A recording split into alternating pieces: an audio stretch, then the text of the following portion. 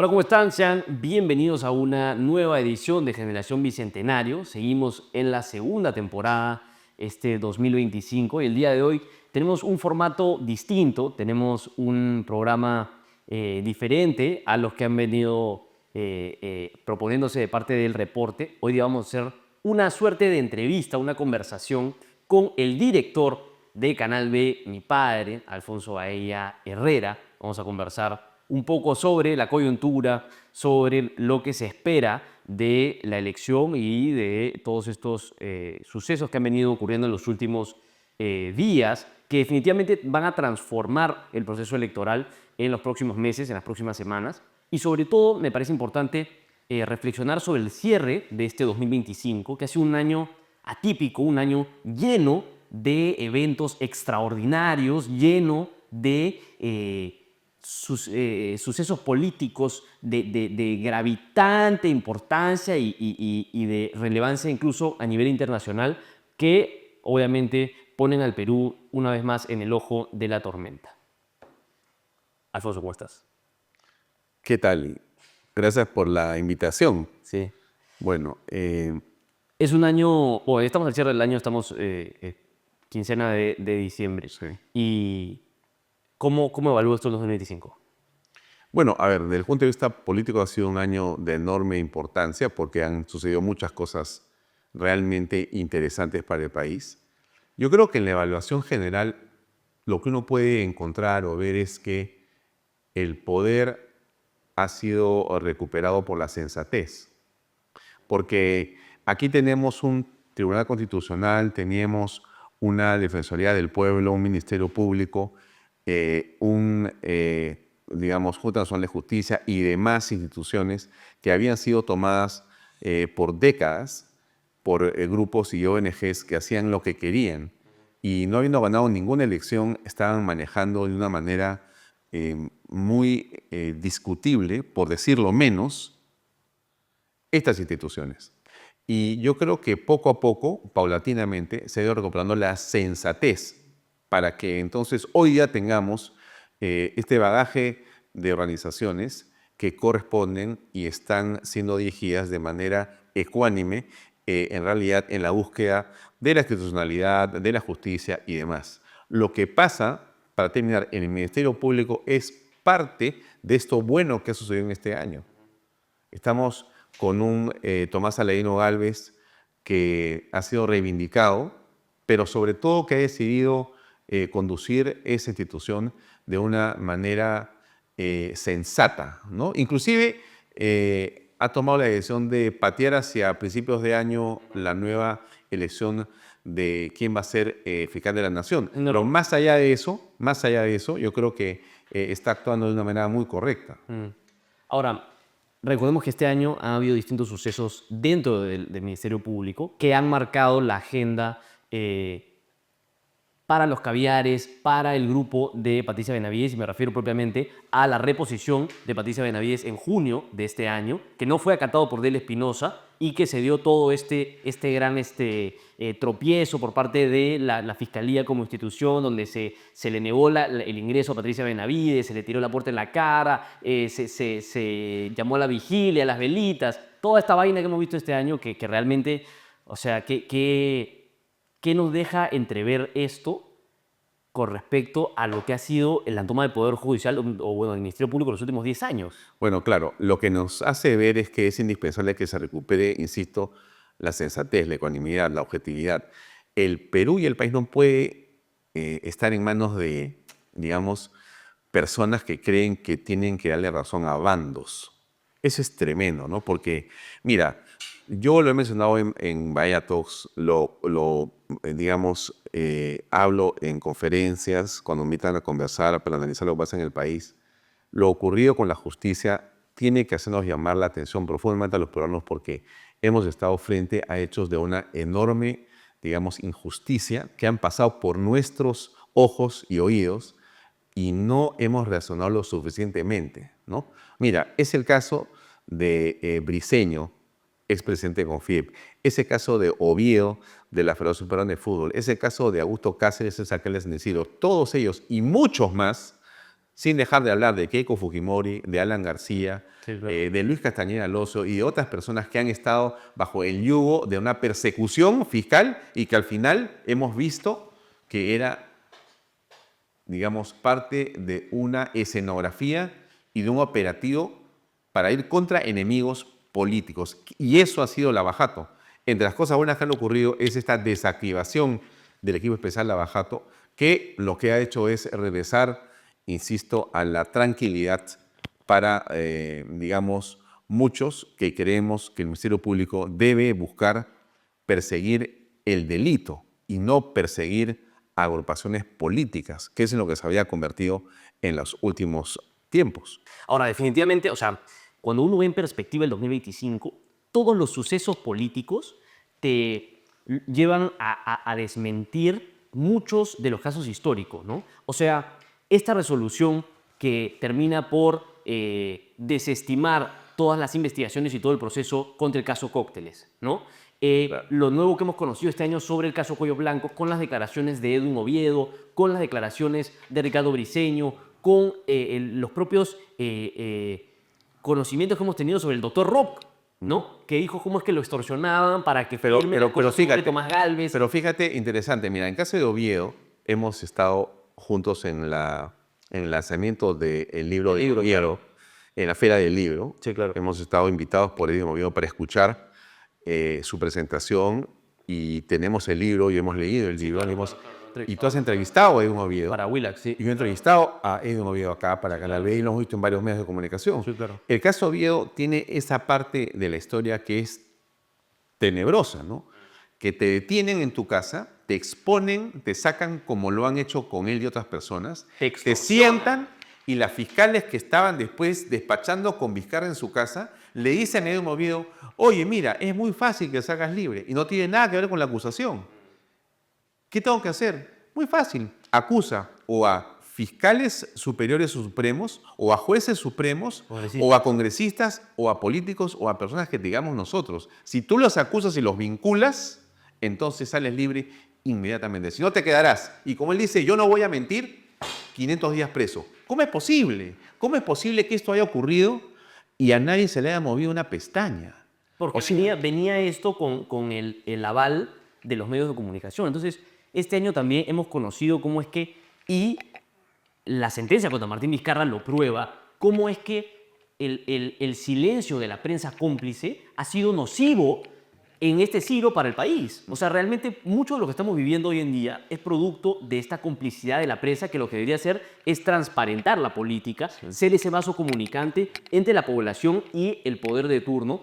Y lo que hemos visto ha sido simplemente un aval de toda la corrupción y la persecución a quienes eran incómodos para ciertos grupos de poder, ¿no? Como era Alan García, como era Keiko Fujimori, como era Pedro Chávarri en su momento, como eran distintas personas a las que han ido persiguiendo, extorsionando y viendo la forma de sacar del escenario, ¿no? Pero así como ha existido este problema con la Fiscalía, la prensa ha jugado un papel muy, pero muy deleznable, ¿no? Y yo sí creo que mientras muchos vemos que el resultado de las elecciones ha tenido en el Ministerio Público a un disruptor, también lo ha tenido en la prensa en un momento. Esa elección en la que a Keiko se le acusa falsamente de que está vinculada al narcotráfico con un testimonio falsificado, que ha sido además corroborado en la falsificación por Jaime Gataos y otras personas que efectivamente reconocen que eso fue una construcción mentirosa, fraudulenta y vergonzosa de la prensa en medios de comunicaciones que supuestamente eran serios, de grupos supuestamente serios y tradicionales, nos hace ver que hay que tener cuidado. Y creo que el público que ve este programa o otros programas del Corte, del Reporte o de Canal B, tienen que analizar bien, digamos, qué tipo de información se está dando. Porque eso ha sido fatal, fatal. ¿Qué crees que es lo que ha ocurrido con la prensa tradicional, con el establishment? O sea, hay un gran cambio entre la generación de periodistas en los que estaba mi abuelo, en los que estaban personajes como el señor Manuel de Ornelas, que pasan la batuta y de pronto vemos que a raíz del 2000 en adelante parece que los medios perdieron un poco la dirección, ¿no? La No, brújula. pero mira, es bien interesante esa pregunta. Hay quienes han creído que el periodicazo era relevante. Hay quienes han pensado que lo fundamental era ponerlo en un programa dominical y con eso se ganaban elecciones. Eso era parte de una realidad que, gracias a Dios, medios como este, que son digitales, streaming y demás, han permitido cambiar. La gente ya no le cree a los grandes medios. Eso es lo interesante del reporte de Canal B. La audiencia que tenemos, la, digamos, cantidad de reproducciones y la credibilidad que tienen hoy día medios como este u otros parecidos, está basado en que la gente ya no está dispuesta a creer en esos, digamos, supuestos rectores de la opinión pública. Ya terminó esa etapa. Hoy día la etapa es mucho más sencilla. La gente sigue a personas que tienen credibilidad. Ahí está el tema que creo que tenemos que reflexionar. Mm.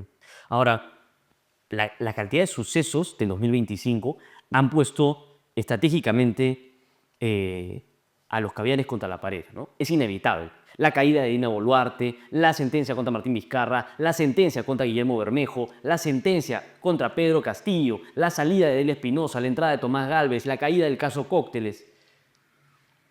Incluso el surgimiento de distintos medios de comunicación, la venta de distintos medios de comunicación, la pérdida de poder en todos los aspectos, ¿no? Y la caída de estas grandes narrativas sobre el caso Cuellos Blancos, sobre los distintos fiscales, etc. Pero eso pone un riesgo.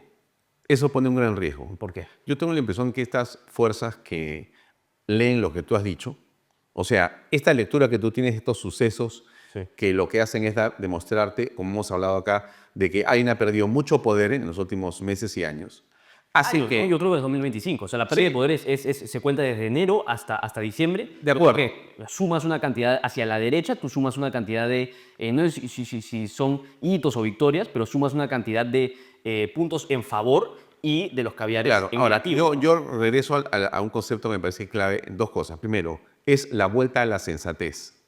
Y lo segundo, que quienes han perdido el poder no lo van a dejar fácilmente y quieren boicotear este proceso. Es algo gravísimo que estamos viendo. Están dispuestos y lo están diciendo día a día. Denostan, insultan y deslegitiman al defensor del pueblo, al TC, a la JNJ, a la JNE, al Congreso, al Ejecutivo, al Ministerio Público, al Poder Judicial. Todo lo que no les haga amén, entonces está infestado por las mafias y ellos hacen de eso un argumento que llevan a sus organismos internacionales que rebota esas noticias y que traen acá un comunicados, publicaciones, más investigaciones. O sea, según ellos estamos entrando en una especie de mar oscuro y la gente en la calle piensa que nos estamos liberando de la oscuridad. Entonces, ellos van a continuar con esa prédica. Quieren que el proceso aborte. Quieren traerse abajo las elecciones. Es Claro. clarísimo el pensamiento. Lo que es evidente es que no han encontrado un vehículo donde, Aún. donde establecerse para poder llegar al poder en el 26. Y lo que encuentran, ¿no? A simple vista, es que los órganos tampoco les van a responder. Entonces, no hay un partido, no hay órganos, ¿cómo llegamos? Implosionamos. Claro. No, pero van a manejar las encuestas.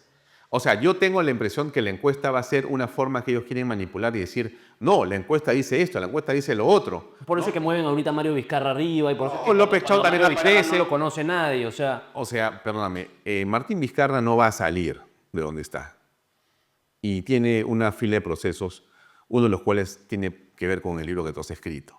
Pero todo ese tema hace que lo de Vizcarra sea otro bluff. Pero el mundo progresista del caberaje necesita otra vez instrumentos a los cuales subirse. Ahí está, por supuesto, vamos a ver, no sé si es Forsyth, no sé si es López Chau, no sé si es alguno de los que está allá abajo, ¿no? Que pueden ser de alguna forma, digamos, impulsados bajo esa lógica que ellos están queriendo mantener. Pero yo creo también que, además, ¿no? Hay algo que a mí me llena de optimismo, ¿no? Y es que mucha gente se da cuenta. Y medios como este, yo insisto en esto, esta prédica no es una prédica que va en un terreno vacío. Y no tiene que ver necesariamente, ojo con lo que te voy a decir, con la, otra vez, cantidad de reproducciones que tiene mi video. Eso es una lógica que no necesariamente tiene que ver con la razón, quiero decirte lo siguiente. Basta que una persona que ve este programa, comprenda lo que estamos diciendo, acepte lo que estamos diciendo y coincida con nosotros, que esa persona con poder, esa persona que nos ve este día, Sí. nos ve, esa persona es muy posible que reproduzca este concepto, este pensamiento, este análisis a 1, a 2, a 10, a 100, a 200 personas. Los medios, el reporte de Canal B, llegan posiblemente a muchos públicos, ¿no es cierto? Porque están en los estratos diversos. En el caso de las mediciones que hacemos nosotros de las redes sociales, estamos en arriba de los 20 y estamos a nivel nacional y en el extranjero donde hay peruanos. En todas estas partes, la gente recibe esto, analiza esto, quizá no está de acuerdo, pero yo te diría que en un 90% está de acuerdo con nosotros, porque si no, no nos vería. El algoritmo no los pondría. O sea, le estás hablando, diríamos, oye, pero tú le das a gente conversa, a la gente que está contigo. No es así. Tú le estás hablando a personas que posiblemente piensen como tú, pero que a veces no tienen el picture completo, que no tienen la figura completa y que es indispensable que los conduzcas. La labor de un medio de comunicación como los que estamos hablando no es el de dar noticias en este momento. Es el de conducir a la opinión pública por un derrotero que es el derrotero que queremos los peruanos, de la felicidad, de la paz, de la honestidad, de la ecuanimidad. Ese es el tema. De la verdad, ¿no? Claro. Porque es imposible que las personas en su día a día, que están ocupadas de hacer empresa, que están ocupadas de sus negocios, que están ocupadas de su familia, traten de hacer el escrutinio justo y necesario de narrativas estúpidas e irrelevantes como es las leyes pro crimen. Esas cosas tienen que tener una traducción y un contraste con la realidad, ¿no? Hashtag por estos no, porque son, ¿no?, la moral selectiva, ¿no? Y estos son los partidos que son nocivos para el país. Y los otros, ¿no? Y los otros candidatos, no, porque Martín Vizcarra, perdón, o sea, tiene que haber una traducción necesaria, ¿no? Y ahí es donde yo creo que entra la conducción de la opinión pública. Ahora, quiero mencionar hechos en particular que hemos vivido en 2025 y me gustaría poder reflexionar contigo al respecto. La caída de Dina Boluarte. La caída de Dina Boluarte se da en un contexto anómalo, ¿no? Quizá que era, no sé, era de esperarse que vaya a caer en 2025. Pensábamos que hoy era 2026. Yo sí, conforme han empezado las crisis de las extorsiones en el 2025 y los paros de transportistas, empecé a ver un poco más oscura la situación, ¿no? Yo creo que sí era esperable que caiga, pero no de esa forma tan abrupta y tan incluso, no sé, burda, ¿no? Irrelevante. O sea, se le trató como si fuese un personaje, pero que no valía nada. Era María Antonieta en todo sentido, ¿no? Mira, hemos leído María Antonieta de Stefan Zweig. Sí, claro, Stefan Zweig. Ya. Fue un personaje y es un personaje histórico de María Antonieta. Histórico, pero la realidad de lo que dice Stefan Zweig es, dentro de todo, fue una mujer corriente, ¿no? Yeah. Una mujer ni buena ni mala, como se le pintó en distintos momentos de la historia, sino insulsa. Al final una mujer digna, ¿no? Porque muere dignamente. Es una mujer que hace cosas muy interesantes. Pero no comparemos a María Antonieta, creo, pues una generosidad de tu parte. Como eres un caballero bien educado, entonces trata de hacer un símil que quizá habría que analizar bien si puede hacerse. Pero quiero regresar al tema que es Dina Boluarte y su salida. Pero en la salida de... en el cinismo, en la desconexión con la población, si ha sido María Antonieta. O sea, coman pasteles, Dina Boluarte, o sea, no contestes el teléfono con las extorsiones. Si te llaman extorsionador, no le contestes. Sí. Si no hay para el pollo, bueno, compre otra verdura, ¿no? Yo sí me voy a operar, yo sí me voy a comprar mis cosas, yo sí quiero viajar por todos lados, pero ustedes arréglense como puedan. Mira, yo creo que uno de los grandes errores de Dina, me parece a mí, que es, además de su frivolidad, que es un asunto que podemos discutir mucho, pero además de la frivolidad, que no debería ser algo presente en un político, es algo pernicioso en un gobernante, es la desconexión con los medios de comunicación, ¿no? A Yoel Castillo, ella también comete eso porque tiene miedo a la repregunta. Y cuando tú tienes miedo a la repregunta y eres un político, estás frito. Porque así no se enfrenta una discusión. Tú tienes, lamentablemente, que enfrentar las cosas porque si no, algo estás haciendo mal, muy mal. Y ella suma cientos de días sin hablar con los medios. una cosa inaceptable, teniendo voceros que imagino que los motos se resuenen con ella y arreglan qué vas a decir. Ella muda, ¿no? Creo que ahí comenzó su caída, aunque parezca increíble, cuando ella decidió no hablar de nada. Ahora, esto del cambio, que es un poco tu comentario, ¿no? Este cambio disruptivo, este trucar, ¿no? Simplemente sacarla. Claro, o ¿No? sea, En la mañana era presidenta la y en la figura noche y al día siguiente no era presidenta. ¿Cómo haces una cosa así? Es no, una... incluso vamos un poco más allá. O sea, en la mañana la defiendo, en la noche Le invito a que venga a defenderse. argumento que es un personaje nocivo para Sí, el país, sí. que nosotros siempre hemos tomado distancia de eso. O No, sea, para mí... hay que ser para un poco mí- doble cara, ¿no? Yo tengo la impresión de que ese atentado, en virtud del cual se argumenta la salida, es un Armani. Está fabricado. Bueno, Primero. para favorecer las elecciones. Segundo, creo que alguien se asustó en el Congreso. Algunas fuerzas pensaron que había algo que venía en contra de ellas y dijeron, hay que sacar a Dina Boluarte. Y salió. Y había, no, digamos, se juntó el hambre con la necesidad, como se dice, porque hubo un susto de alguien y hubo un hartazgo de otras personas. El caso de Renovación Popular me parece claro en el sentido de que ellos estaban hasta la coronilla, de que en muchas cosas importantes el gobierno se había opuesto a ellos. Básicamente en los trenes. En los trenes, pero Igual mira, que el fujimorismo. valgan verdades, y uno lo puede ver en las redes sociales, Norma Yarrow y quienes han presidido o han estado muy cerca de Renovación Popular porque la bancada se ha fraccionado, se ha movido, etc. Pero ciertos miembros de Avanza País y de Renovación Popular han marcado siempre una postura distante con Dina Boluarte, Sí. incluso desde el caso Nicanor, Mateo Castañeda, todo el problema que hubo. Sí. Ellos siempre han marcado una distancia bastante amplia, ¿no? Que de repente ha sido después, no sé, contradictoria con algunas votaciones, etcétera, pero al final del día el Congreso es un movimiento de político, ¿no? Pero es muy delicado que tengas la capacidad de poder sacar a un presidente. De esa forma, express. No son ni 24 horas, ¿no? Express. O sea, son- Y que le des y que presentes tú de forma, Te espero a las 10 de la noche. de y forma burlona, porque creo que eso es lo que fue burlona, 6 mociones de vacancia, 6 mociones de vacancia, cada uno con argumentos distintos, y que tú lo que hagas sea, tiene 1 hora el señor Juan Peña para venir acá a defenderse. con ella, parar la así defensa legal y venir a defenderla al escrutinio de todos, que estamos listos para, ¿no?, acuchillar por todos lados.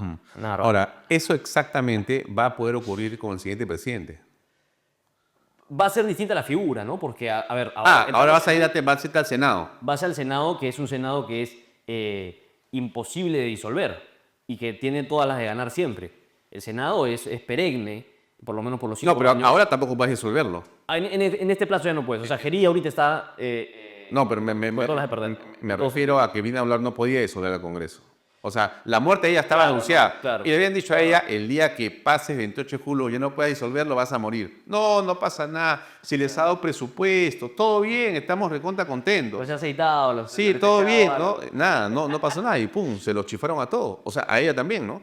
Es que... Bueno, realmente a mí me parece que a ver, en función del resultado que es Gerí, pero la gente diría, qué bien que se fue Dina Boluarte. Porque tú ves a un Gerí que a un representa Gerí mucho más. Que representa más. Claro. Que representa más. Eso me parece. Mira, válido. aunque digas representa que- más que Dina Boluarte. Aunque digas que es Bukele, pero no Aunque importa. digas que es inmovilidad disfrazado de movilidad, Sí. igual es, como tú dices, representa más a la población y eso es suficiente. Y valgan verdades, está más atento de la coyuntura y no tiene esa frivolidad que sí tenía Dina Boluarte. Entonces, para un gobierno transitorio que lo único que tiene que hacer es entregar, ¿no?, las llaves al siguiente presidente, presidenta, me parece que cumple una función importante, ¿no? Y quiero una cosa importante con respecto al proceso. Tengo la impresión que Gerí va a meter menos las manos que Boluarte. Porque Boluarte tiene un partido político que ella ha formado con su hermano y que tiene una campaña de formación. No quiere decir que Gerí no tenga Somos Perú, que es parte también de la campaña, si no me equivoco. Pero siento que... Pero ahí la prohibición es más la barrera es más directa, ¿no? Porque el Jurado Nacional de Elecciones está muy atento con Somos Perú y con Gerí. Incluso ya le han abierto, no sé si se ha abierto un proceso formal, pero le han hecho una advertencia sobre el tema de neutralidad política. Justo lo conversábamos ayer con Willy Ramírez, miembro del Jurado Nacional de Elecciones. Cosa que no había con Boluarte, ¿no? Y con Boluarte la injerencia de Alianza para el Progreso era mucho más dura, mucho más visible. Entonces acá con Gerín no está tanto, es un poco más neutro, ¿no? Dentro de todo. Pero quería preguntarte por Boluarte como periodo histórico, ¿no? O sea, ¿qué nos queda como reflexión de este quinquenio que empezó de manos de Perú Libre y de Pedro Castillo y que lo que ha terminado no ha sido muy distinto, ¿no? Porque Dina Boluarte, al fin y al cabo, es una perulibrista, es una mujer políticamente sin No, forma, nos queda una gran lección. Me parece que es buenísimo lo que ha sucedido en términos de aprendizaje para los peruanos. Y es lo siguiente, hemos aprendido a no creerle a los medios y a los operadores de las ONGs que nos han dicho que esos eran los que teníamos que votar. Porque he sido así, que son los mismos que dijeron que había que votar por Pedro Pablo Kuczynski y los mismos que dijeron que había que votar por Ollanta Humala. Es la historia y los mismos que dijeron que era Villarán y los mismos que dijeron que era Toledo. ¿Dónde están todas esas personas? Por favor, o sea, ¿de qué estamos hablando? O sea, creo que es una gran pedagogía del error la que nos lleva hoy día a tener claro qué deberíamos hacer. Gracias a Pedro Castillo y a Dina Boluarte por haber sido parte de uno de los peores gobiernos políticamente hablando en la historia del Perú. En el sentido siguiente, ellos fueron parte de una fórmula presidencial perniciosa y negativa para el país. Dina tuvo la certeza, y hay que reconocerlo, de cambiar su discurso a partir de que fue presidenta. Y eso fue aplaudido por muchos. Por supuesto que sí, pero no bastó con eso. No bastó con eso. Y quizá, en términos de lo que hemos visto, ella debió pedir elecciones para que cambiara un poco el sentido de las cosas. Era no sé, la forma de acomodarse más fácil, ¿no? Era la frivolidad, o sea, realmente, era cómo sobrevivo. Un animal político que lo que busca es sobrevivir y no adaptarse y no accionar de alguna otra forma. O sea, ella lo que nos ha demostrado es que simplemente quería llegar al 26, ¿no? Y lo que ocurrió con los primeros meses de su gobierno, en enero y en febrero, con Juliaca y las muertes y las personas, es que después de que ella no renuncia en esas primeras semanas, dice, ok, a partir de ahora simplemente sobrevivo, ¿no? Entonces, realmente han sido años de supervivencia, tanto de Pedro Castillo como de Dina Boluarte. Es imposible que en un quinquenio se pueda plantear reformas políticas o se puedan plantear políticas de Estado, no sé, perdurables en el tiempo con mandatarios así, ¿no? No, pero ministros hemos tenido. La volatilidad ministerial ha sido bárbara. No sé, 170, 180, 250, en total. Los dos periodos. Mira, Pedro Castillo son más de 80 cambios ministeriales y Dina Boluarte son más de 70 cambios ministeriales. Suma 150. Sí. No tiene sentido pensar en un país que pueda ser manejado. Ninguna institución no es un país. Nada puede manejarse con 4 años entre los cuales 150 personas han manejado todas las arterias del poder. Es una locura. Y esto es lo que ha sido. Por eso, yo creo que si algo tenemos que agradecer a Diosito es que nos mandó este grupo de gente totalmente inapropiada para la política peruana y ojalá que esto haya servido para que aprendamos a votar. Primero a no irnos, a no dejar ir a la votación. Ese es un tema importantísimo. Súper. Porque, o sea, ¿qué ha pasado con, valgan verdades, la gente joven, la gente incluso de sectores socioeconómicos más privilegiados, que decidieron irse a la playa, decidieron irse de viaje, aprovecharon la oportunidad de vacunarse para quedarse en el extranjero un buen tiempo, dijeron, no, en Lima la verdad es que no pasa nada, no importa. Empresarios que dijeron, bueno, nos acomodaremos con Pedro Castillo. Me quedo haciendo mi partida en la playa. No pasa nada, o sea, los grandes bancos, las grandes empresas, las grandes corporaciones, en lugar de apoyar la democracia y apoyar lo que era, no sé, institucionalmente correcto, se fueron por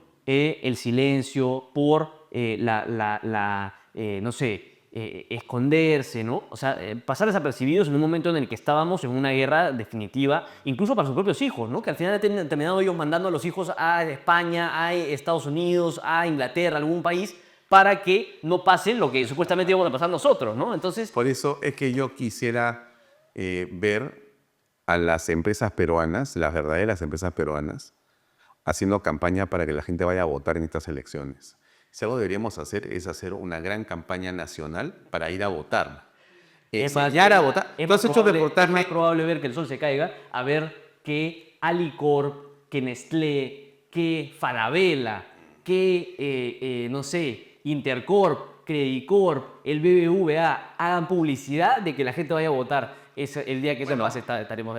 Claro, pero es un sueño como tantos sueño, que hay es un sueño. que hay que invocar a lo siguiente, ¿no? Tú has hecho un reportaje el día de ayer, si no me equivoco, en torno a la dificultad que es este mare magnum de símbolos y nombres que tienes tú para poder votar en esa cédula monstruosa que ha aparecido.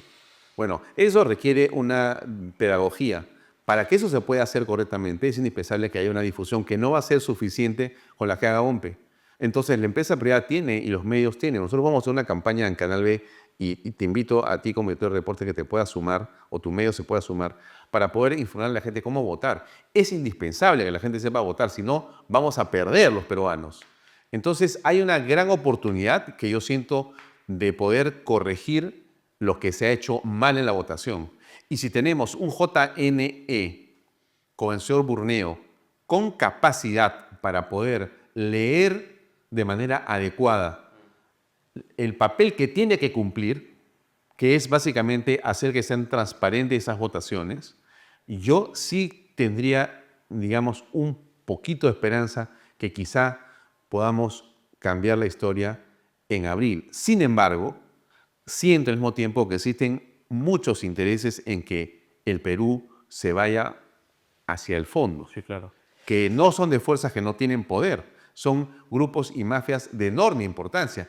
Y son los mismos operadores, los mismos partidos, los mismos periodistas y medios que han hecho que se vote por Castillo, que se normalice el golpe de Estado de Pedro Castillo, que se diga era una rebelión, no, era simplemente un grupo de personas que quiso protestar y no que había algo mucho más grave ahí adentro, sin que eso quiera decir de modo alguno que uno puede estar de acuerdo con asesinatos o actos criminales de la Fuerza Armada de la Opresión Nacional. Me estoy refiriendo a que lo que ocurrió el día 7 de diciembre del 22 no fue simplemente, y posterior, no fue simplemente, digamos, gente protestando porque el pobre Pedro estaba en la cárcel, porque él no había hecho el golpe de Estado. Claro. Es una planificación que los que hemos visto eso tenemos que recordar que Pedro Castillo y su primer ministro se pasearon por el Perú, creo que 6 u 8 meses antes, plaza por plaza. ¿Y qué hacían? Claro, los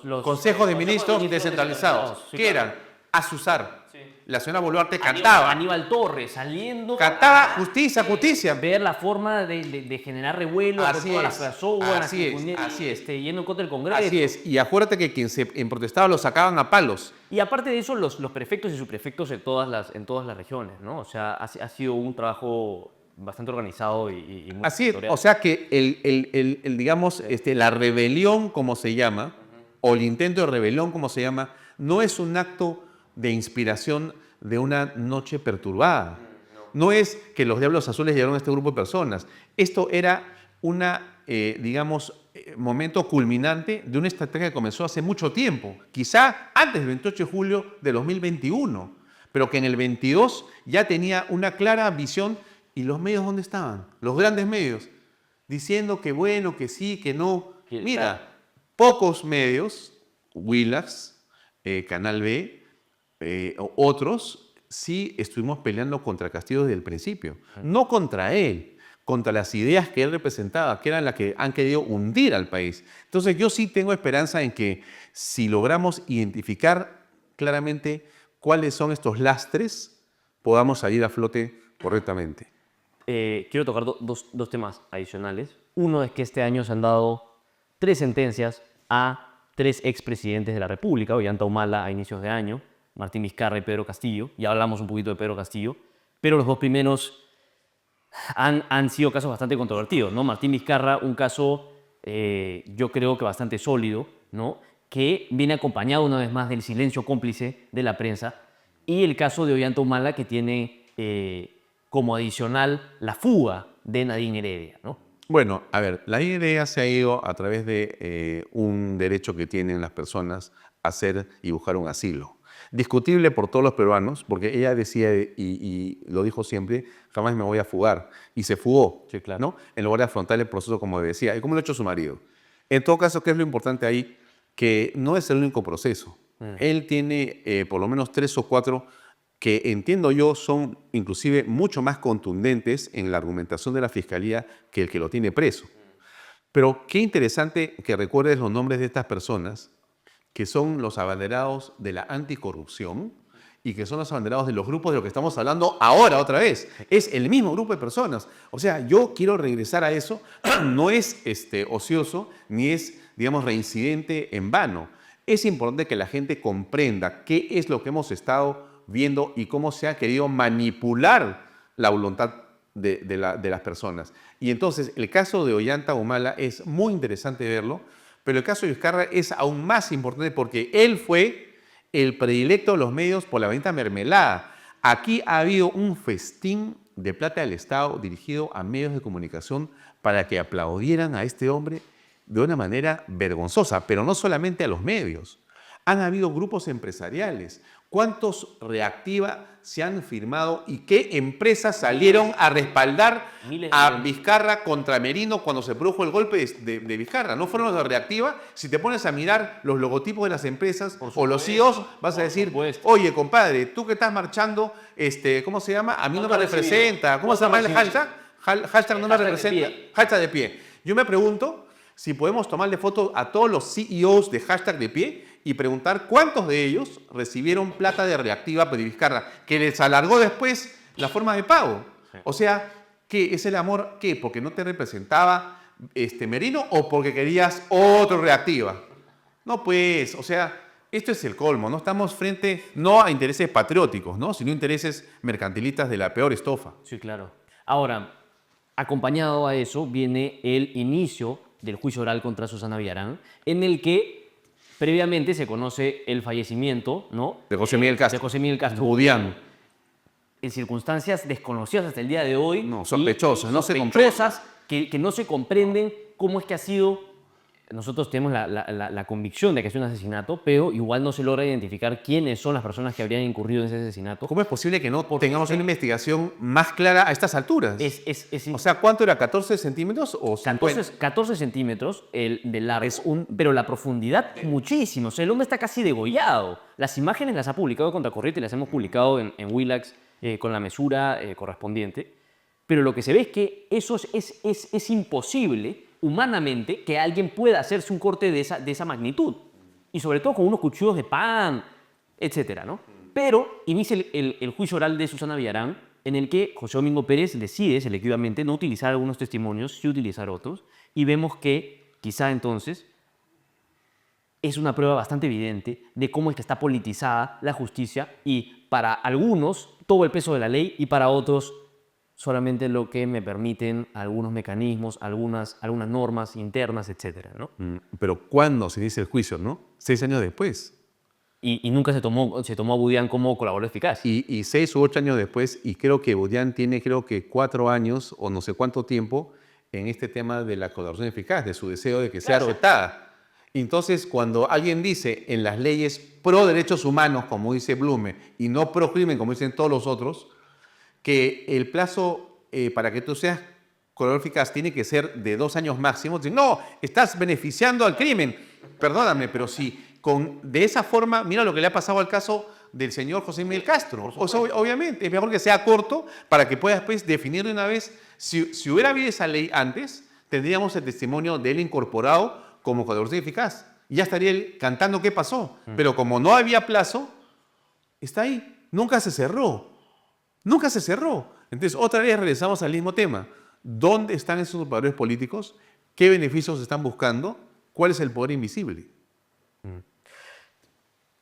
Otra sentencia que ha sido bastante importante ha sido la de Guillermo Bermejo. Finalmente es sentenciado por terrorismo.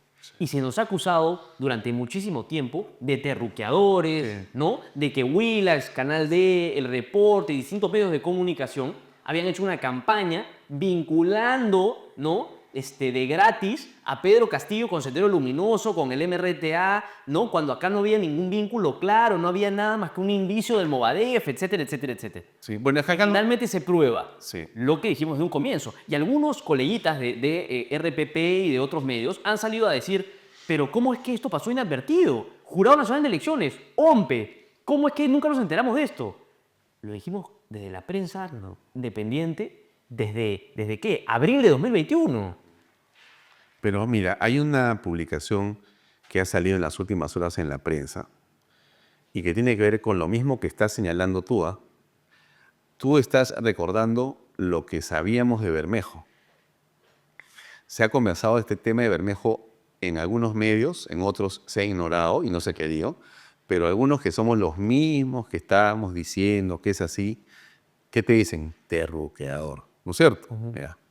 Ahora, tú has leído en las últimas horas una información de un artículo vinculado al señor López Chao, donde hay una relación, Por la de campo. no sé si de alabanza, de comprensión, de cercanía, Romanticismo, ¿no? con respecto de uno de los mayores criminales de la historia del Perú, Por supuesto. que es Pola Campos.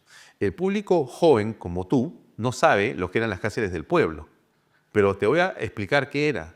Era un hueco de 2x2 que tenía profundidad de más o menos 2 metros o 2 metros y medio, donde la persona la metían adentro y la tenían semanas sin poder ir a hacer sus necesidades a otro lugar y le tiraban la comida.